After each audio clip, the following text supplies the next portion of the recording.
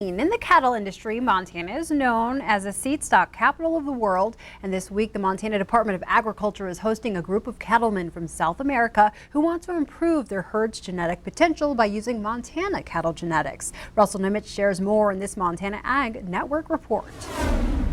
Well, this week, a group of cattlemen from Chile are in Montana visiting cattle operations like Reisig Cattle near Hardin.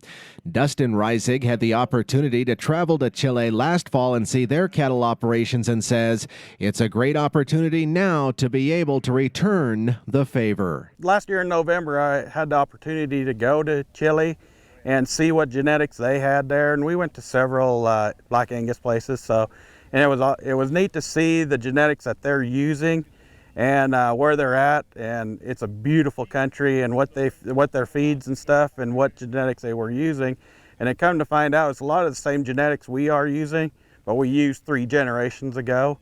And so now it's nice to see a delegation from Chile to come see us and see where, we're 2 to 3 generations ahead, and to see what opportunities they could be doing with their cattle. Peter McLean is one of the Chilean cattlemen and says Montana is known around the world for its high-quality seed stock genetics. Well, we were invited by the agricultural department of Montana, and the idea is that we could see your genetics and getting a good idea of what you have to offer for our productive system. We normally breed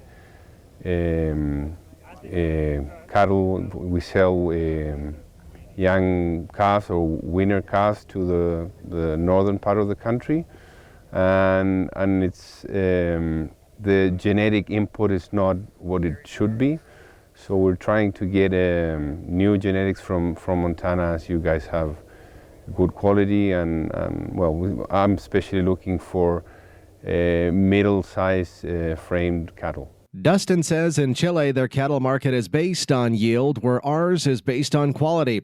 And he says these Chilean cattlemen recognize this, and that's why they're interested in Montana genetics. Their market might be headed towards a quality-based market instead of just yield grade.